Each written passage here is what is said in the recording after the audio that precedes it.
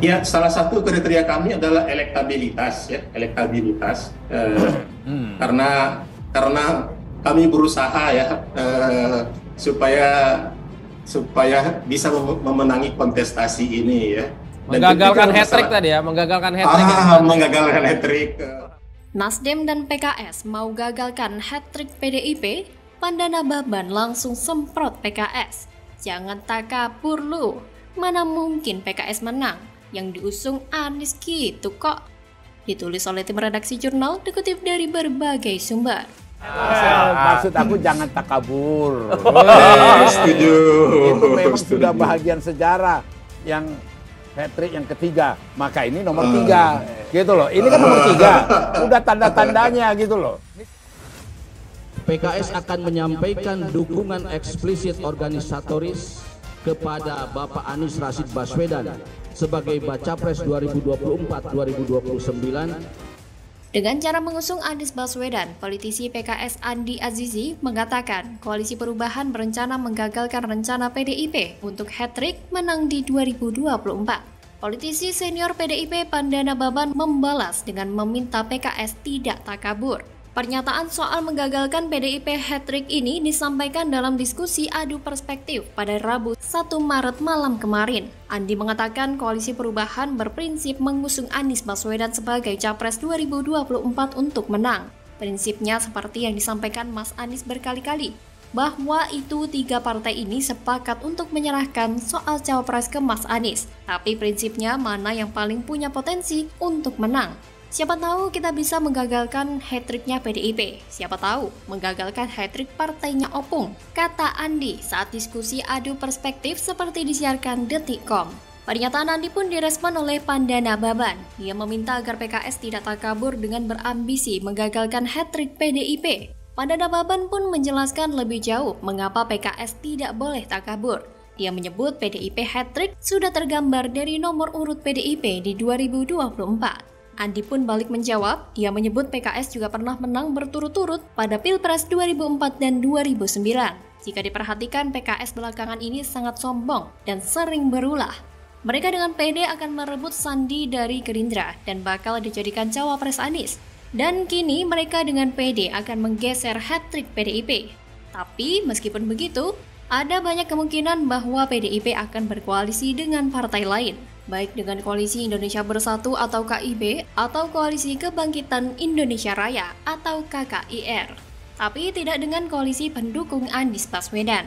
Hal itu diungkap oleh Deddy Sitorus, jubir PDIP, yang menyebut, kini pihaknya sedang menjajaki dengan 2 koalisi itu, dan memastikan tidak akan berjuang sendiri di Pilpres 2024. Ketika ditanya lebih condong ke KIB atau KKIR, Deddy memastikan sampai saat ini belum diputuskan.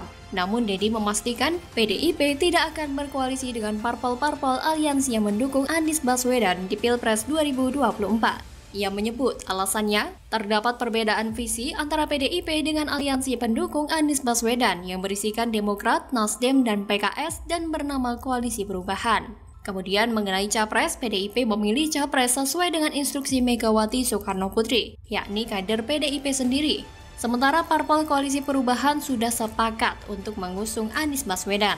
Adapun untuk KIB sendiri, yang terdiri dari Golkar, PAN, dan PPP, sampai saat ini masih belum punya Capres resmi. Namun disebut-sebut beberapa nama diajukan, mulai dari Erlangga Hartarto sampai Ganjar Pranowo. Sedangkan KKIR yang merupakan gabungan dari PKB dan Gerindra, koalisi ini sendiri juga masih belum pasti apakah nanti bakal memasang Prabowo Subianto ataukah Abdul Muhaimin Iskandar atau Caimin di Pilpres 2024.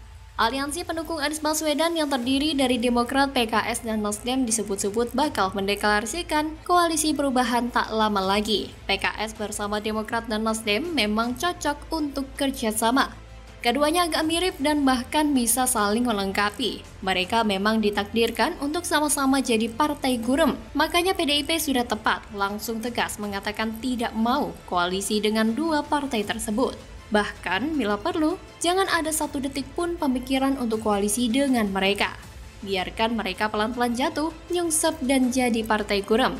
Apalagi PKS, partai ini selalu ngeselin dan sangat jauh dari kata pantas untuk terjun ke politik. Isinya adalah politikus tak bermutu yang hanya jago bikin sensasi.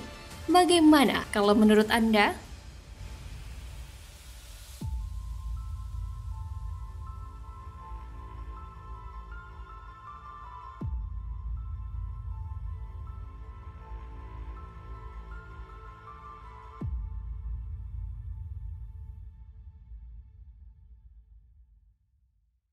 Level politik tertentu yang memungkinkan satu kebijakan publik tidak bisa dieksekusi di ibu kota dan akhirnya itu menjadi problem. Anies itu ingin menunjukkan bahwa dia itu antitesa Pak Jokowi dan kemudian dia berharap bisa mendapat dukungan dari luar negeri, dari negara asing. Kuapak mukapan, Anies kritik IKN. Fahri Hamzah sebut Anies tidak berani dukung IKN. Takut pendukung lari. Ditulis oleh tim redaksi jurnal, dikutip dari berbagai sumber. Kita acungi jempol. Saya agak bingung Gus, kan tadi Anies kata Bang Karni tidak mau IKN lanjut. Nah sekarang Nasdem bilang idenya bagus. Begini. Ini maksudnya kita apa? Belum berdiskusi hal-hal yang sedetail seperti itu. Makanya tadi saya jawab mungkin itu pikiran Anies secara spontan tapi. Nah ini kan Anies fantasi itu lah, kan fantasi Anies lah ya. Fantasi dia Fantasi jadi. Anies iya. Boleh jadi karena Capres dia fantasi intelektual. berarti ya. Denpasarupdate.com, politikus Fahri Hamzah menjadi sorotan publik setelah sikapnya yang kerap mengkritik pencapresan Anies Baswedan yang nilainya kurang tepat di tengah situasi masyarakat yang masih terbelah. Fahri menyebut deklarasi Anies sebagai calon presiden justru semakin memperlebar perpecahan antara kelompok kanan dan kelompok kiri. Bahkan menurut Fahri, Anies tidak berani mendukung Ibu Kota Nusantara atau IKN sebagai ibu kota baru karena takut pendukungnya lari. Bahkan dalam pernyataan yang lain, menurut Fahri, pemimpin ibu kota seharusnya adalah orangnya presiden. Sebab, kata dia, pemimpin ibu kota akan mendampingi presiden untuk mengamankan kantor pemerintah pusat. Mantan wakil ketua DPR itu menegaskan, konflik di ibu kota ini harus dihindari di tahun mendatang. Dia juga menantang partai politik dan calon presiden untuk berdebat mengenai pembangunan IKN Nusantara yang digagas Jokowi. Termasuk baca pres Partai Nasdem Anies Baswedan yang mengkritisi pemindahan IKN. Makanya nanti relevan. Saya menantang teman-teman di partai politik atau capres-capres untuk memikirkan masa depan dari inisiatif Pak Jokowi di IKN itu. Imbuhnya. Sementara mengenai IKN sendiri, Fahri mengaku belum memberikan posisi yang jelas. Ia ingin lebih dulu berdebat masalah pemindahan ibu kota negara untuk menjelaskan apa yang terbaik bagi Indonesia ke depan dalam memilih ibu kota. Baik pindah secara transisi atau pindah permanen ke IKN. Makanya Fahri Hamzah pun berseloroh, partai-partai dan capres-capres di Pilpres 2024 jangan sembunyi karena tema ini penting. Walah Pak D, makin panas aja suhu politik nasional. Belum kelar sama kegalauan pencapresan Anies oleh Partai Nasdem yang nasibnya di ujung tanduk. Ini Om Fahri malah nantangin Anies debat soal IKN. Apa ndak makin belibet itu mulut Anies nanggepinnya? Terlebih kita tahu kalau Anies ini memang anti IKN. Jelas banget kelihatan kalau si doi berani kritik pedas pemindahan IKN, minim proses demokrasinya. Ini kan pernyataan absurd dari seseorang yang gak punya panggung politik. Mana mungkin IKN bisa dibilang minim proses politik dan keterlibatan publik. Kalau dalam prosesnya saja, undang-undang yang disahkan oleh Jokowi untuk IKN sudah disetujui seluruh DPR. Makanya gak heran kalau Fahri tantang debat para calon-calon presiden yang sok arogan kritik IKN. Padahal mereka tidak tahu proses politik yang dilalui oleh Jokowi untuk memindahkan ibu kota negara. Terlebih sebelumnya memang diketahui mantan Gubernur DKI Jakarta Anies Baswedan mengkritik soal proyek pemindahan ibu kota negara IKN ke Kalimantan Timur beberapa waktu lalu.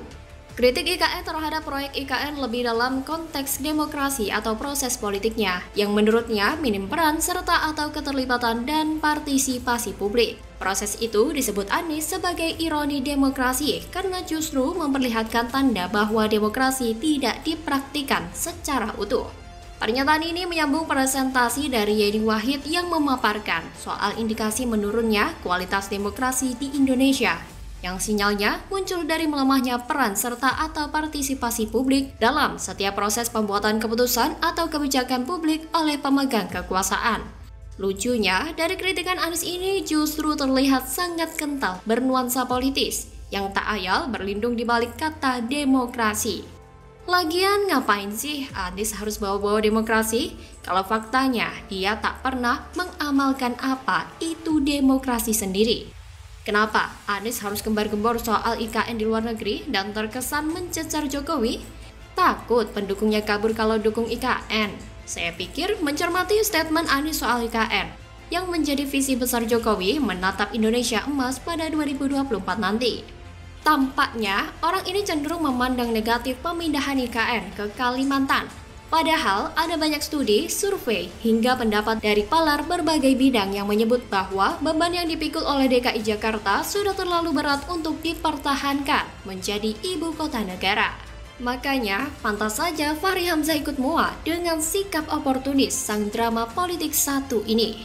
Karena jelas kalau Anies ini memang anti IKN. Sehingga ia tak akan berani melanjutkan proyek IKN demi tak kehilangan pendukungnya. Bagaimana kalau menurut Anda?